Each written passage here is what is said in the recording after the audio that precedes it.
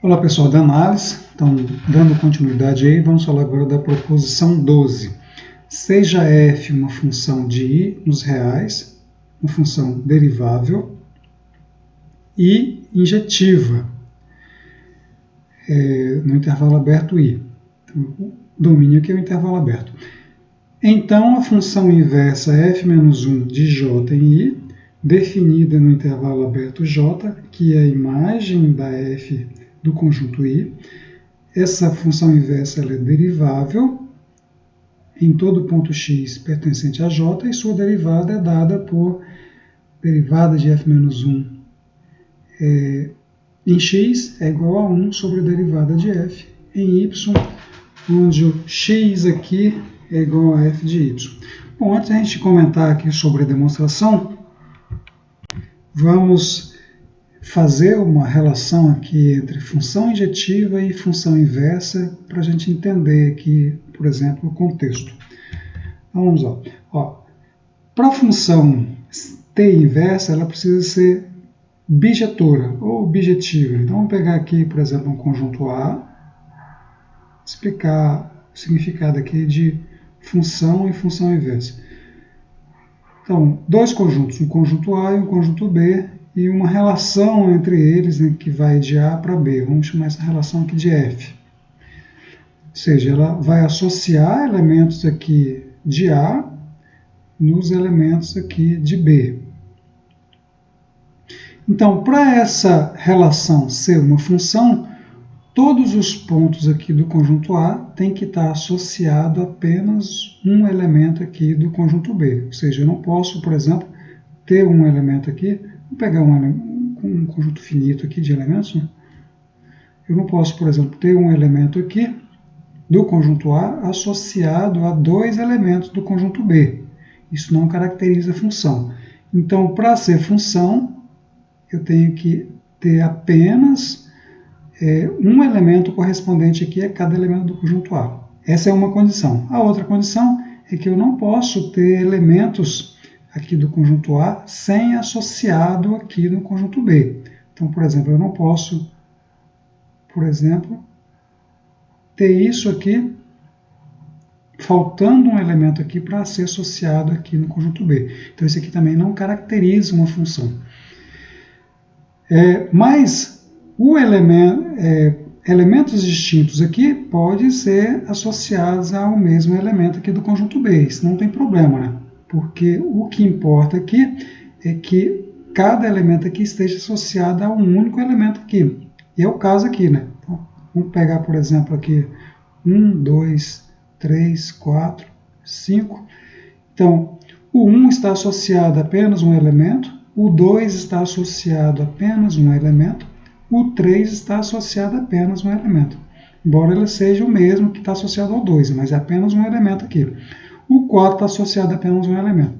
O 5 não está associado aqui. Então, essa relação aqui, do jeito que está aqui, ela não caracteriza uma função. Então, para ser função, o 5 tem que estar associado a um elemento aqui. Bom, o contradomínio aqui não importa, porque o que eu quero aqui, por enquanto, é que a f seja função. Então, aqui pode sobrar elementos. Então, do jeito que está aqui, a f é uma função que vai de A até B. O B é o contradomínio. O conjunto imagem aqui, o conjunto imagem da função A, da função f, né, do conjunto A, é onde a função atinge aqui o conjunto B. Então, esse conjunto aqui, desses elementos, nesse caso aqui, né, com esse elemento aqui de fora, isso aqui é o conjunto imagem de A, que pode ser o conjunto todo ou pode não ser, que é o caso aqui. Né? Agora, isso caracteriza a função. Então, para eu ter uma função inversa, por exemplo, eu tenho uma relação inversa aqui, para essa relação inversa aqui, que associa esses elementos aqui aos elementos de A, eu tenho que ter a mesma coisa. Né? Ou seja, cada elemento aqui tem que ter associado apenas um elemento aqui e não pode sobrar elemento aqui. Então, do jeito que está aqui, por exemplo, esse elemento aqui está associado a dois elementos aqui, ao 2 e o 3. Então, a f menos 1, que é a relação de b até a, isso aqui não é função. Tá? Ela não é função, nesse caso aqui. Então, o que caracteriza uma função inversa aqui? Ó? Então, a função ela tem que ser injetora. Por exemplo, aqui no caso, ela não é injetora. Né? Elementos diferentes vão no mesmo elemento. Então, eu tenho que ter injetividade aqui para eu poder ter inversa. Então, aqui no caso, né, de elementos finitos, eu pego aqui um conjunto I e um conjunto J. Então, pego uma quantidade de elementos aqui. Vamos pegar aqui poucos elementos. E aqui uma quantidade aqui. Vou chamar esse conjunto aqui de conjunto. Vamos chamar isso aqui dos reais. Os reais não, porque tem infinitos elementos. Vamos pegar aqui o conjunto C. Então, para ter inversa, como aqui eu tenho dois elementos diferentes indo no mesmo elemento, isso aqui não é injetividade. Para eu ter inversa, eu tenho todos os elementos distintos aqui, todos os elementos diferentes têm que ir em elementos diferentes. Então, se esse aqui vai nesse elemento aqui, o próximo não pode ir nele, né? Tem que ir em um elemento diferente. O outro também tem que ir em elemento diferente, e o outro tem que ir em elementos diferentes. Bom, isso aqui caracteriza uma função. Então, essa relação aqui é uma função, porque pega todos os elementos do conjunto aqui e leva em elementos diferentes. E nesse caso aqui, a f é uma função injetiva, ou injetora, né? Porque pega elementos diferentes aqui e leva em elementos diferentes. A relação volta aqui, essa relação aqui, ela não é uma função, porque tem elementos aqui que não estão associados aqui. Então, como é que a gente obtém uma função inversa apenas com uma função injetora? A gente trabalha apenas com a imagem. Então, ao invés de trabalhar com o conjunto todo, a gente pega esse conjunto aqui, que é a imagem da f do conjunto I. Então, agora a f de I no conjunto J, que é o f de I, agora ela é uma função objetora. Né? Essa função aqui, nesse caso aqui, é uma função objetora. Porque eu pego uma função injetora e restringo ela apenas na imagem da função. Torna ela objetora. Como ela é uma função objetora, então agora a inversa, agora eu estou aqui no conjunto I e no conjunto f de I, que é o J, né? Então, esse aqui tem 4 elementos, esse aqui tem 4 elementos, no caso, conjuntos finitos, né?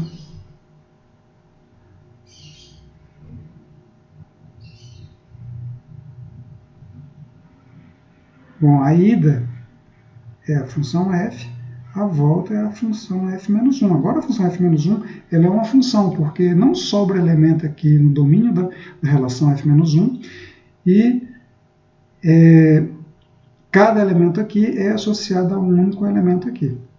E, por sua vez, também, por ser uma função inversa que volta aqui no conjunto e ele pega todo o conjunto, é uma função objetora, porque ela é injetora, né? Leva elementos diferentes em elementos diferentes, e ela é sobrejetora. Então, se a função f ela é bijetora, ela possui inversa, e a sua inversa também é bijetora, nos domínios restritos. Né? Então, por exemplo, se eu estou aqui, né, vamos pegar aqui uma função f, um intervalo i nos reais. Se ela tiver um gráfico assim, por exemplo, essa função aqui, ela não é bijetora. Então, se uma função não é bijetora, por que ela não é bijetora? Né? Porque, por exemplo, se eu estou aqui, né, se eu pego um x diferente aqui, vamos pegar aqui um x1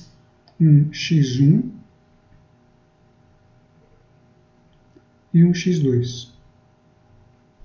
Isso aqui é a função f, y igual a f de x. Aqui, esse aqui é meu contradomínio e esse aqui é meu domínio. O meu domínio está aqui no eixo x. Então, eu estou aqui com dois elementos. Isso aqui, vamos pegar aqui um y0. Estou com dois elementos do domínio levando ao mesmo elemento aqui do contradomínio. Ou seja, a f de x1 é igual a f de x2, que é igual a y0, com x1 diferente de x2. Então, isso aqui não é uma função injetora. Se não é uma função injetora, eu não posso ter aqui, né, a inversa dessa função aqui. Então, o que a gente faz? A gente restringe a função. Quando a gente quer uma inversa de uma determinada função, a gente restringe um intervalo aqui. Vamos pegar, por exemplo, esse intervalo aqui, chamar ele de i, onde a função ela é crescente ou decrescente. Ela sendo crescente ou decrescente, ela é uma função injetora. E aí eu pego a imagem dessa parte aqui. Aqui, por exemplo, essa aqui é a imagem, né? Onde ela é atingida aqui, chamo de J. Essa aqui é a minha f de i. Então, nesse intervalo aqui, a f nesse intervalo, ela é uma função bijetora. Se ela é uma função bijetora, ela possui inversa. Então, a função f, ela leva, vamos pegar aqui as notações aqui da proposição 12, ela leva, que o x está na imagem da função f. Então, o x está aqui no j. Eu gosto de trabalhar diferente, né? Vamos trabalhar diferente para não confundir aqui. Depois a gente volta. Mesma coisa, né? Só uma questão de variável. A gente costuma pegar o x aqui, domínio da função f, e levar em y, que é meu f de x. Se a função é bijetora, a função obtém aí, né? Eu tenho aqui a função inversa, que é dado o domínio, agora é o j, que é o f de i, e o contradomínio, né? A imagem aqui é o i.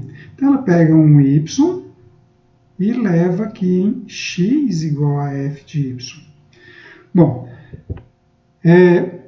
eu estou fazendo a inversa aqui. Então, eu estou pegando o y e levando aqui pela f menos 1, levando o y, que é o f de x, pela f menos 1, estou levando em x. Ou seja, a f ela tem como domínio o i. Então, se eu aplicar ela em f menos 1 de y, então o y está aqui, eu aplico f menos 1, chego aqui. Isso aqui vai me dar y. Estou pegando aqui, ó, o y, aplicando a f menos 1, caindo aqui o x, e aplicando a f, e volto aqui para o y. Então, a f aplicada em f menos 1 de y é igual a y. E aqui, a f menos 1, bom, a f menos 1, o domínio aqui da f menos 1 é o j. Então, eu vou aplicar ela na f de x. Que o j aqui é a imagem do conjunto i. Bom, se eu aplico f menos 1 na f de x, eu estou voltando aqui para o x. Então, isso aqui é igual a x. Ou seja, se eu aplico a função f na aplicação inversa do y, dá y. Se eu aplico f menos 1 na aplicação de f em x, dá x. Então, a proposição 12 pega aqui uma função f do intervalo i nos reais. Aqui o intervalo i é o intervalo aberto. E fala que é uma função derivável e injetiva. E eu vou pegar a inversa na imagem dessa função, no j, que é o f de i, e levar de volta para o i. Então, a gente vai ter que mostrar aqui que a função f menos 1 é uma função derivável. Então, vamos colocar de volta aqui. Eu estou aqui com uma função f, que vai de i em j, que é o meu f de i. Vamos usar as variáveis que a gente costuma usar aqui, depois a gente volta do jeito que ele fez lá. Então, eu vou pegar o x aqui e levar aqui para a minha y igual a f de x. E a volta, estou com a volta aqui, ó, a volta é minha f menos 1. Função inversa. Aqui o domínio aqui é o j, então vou pegar aqui o y, que é meu f de x, né, e levar aqui em f menos 1 de y. Bom, esse aqui é meu f de x e esse aqui é meu x. Então, eu pego x e levo pela f em f de x, pego o meu y, que é meu f de x, e levo de volta aqui em f menos 1 de y, que é o x. De modo que eu vou ter aqui, ó, que o y é igual a f de x, se, somente se, x é igual a f de y. Ou melhor, f menos 1 de y. Bom, então, eu sei que essa função aqui ela é derivável, a função f é a função derivável. Quero mostrar que a função f menos 1 é derivável. Então, vamos lá, vamos mostrar aqui que a f menos 1 é derivável. Vamos pegar aqui, por exemplo, um x0 específico, né? x0 no domínio de i, e leva na imagem aqui y0, que é o f de x0, que está em j. Então, vamos mostrar que a f menos 1 em y0 ela é derivável, ou seja, eu quero calcular aqui a derivada de f menos 1 no ponto y0. Então, por definição, quero saber se isso aqui é derivável, né? Então, eu vou usar o limite. Quando y tende a y0, estou usando a variável do lado de cá, né? De f menos 1 de y menos a f menos 1 de y0 dividido por y menos y0. Bom, mas a f menos 1 de y é x. Então, isso aqui é igual a limite quando y tende a y0 de x menos f menos 1 de y0, f menos 1 de y0 aqui, né, é o x0. Então, fica x menos x0 dividido por y. A minha y é f de x. Então, fica f de x menos y0, que é o f de x0. Bom, isso aqui é a mesma coisa que limite quando y tende a y0 de 1 sobre f de x menos o f de x0 sobre x menos x0. Isso aqui é apenas uma propriedade aí de frações, né? Estou usando aquela regrinha lá, né? A dividido por B, dividido por C, dividido por D, é igual a conserva aqui, né? Essa primeira, multiplica pelo inverso da segunda, pelo de baixo, né? Usando essa relação aqui, né? Eu passo daqui para cá. Bom, mas aqui eu tenho agora as variáveis em x, né? A expressão em x, e aqui eu tenho y. Mas, ó, lembrando aqui o seguinte, né? Que a função f ela é uma função contínua. F é contínua. Por que ela é contínua? Porque ela é derivável, né? Então, função derivável, f é derivável. A gente viu que toda função derivável é contínua. Então, eu estou aqui, se o y tende para y0, eu sei que y tende para y0. Ou seja, a f de x tende para f de x0. Como ela é contínua, isso aqui é equivalente, né? Se somente se, só vale, né? Quando x tende a x0.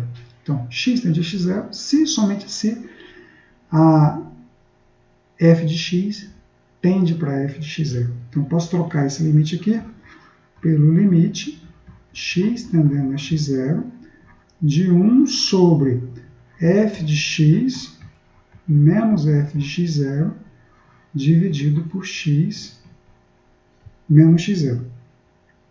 Bom, aqui eu tenho um quociente, né, de funções, né? A de cima é constante, a de baixo aqui é o quociente de Newton. Então, eu só posso fazer o limite dos quocientes como quociente dos limites se as duas funções tiverem limite.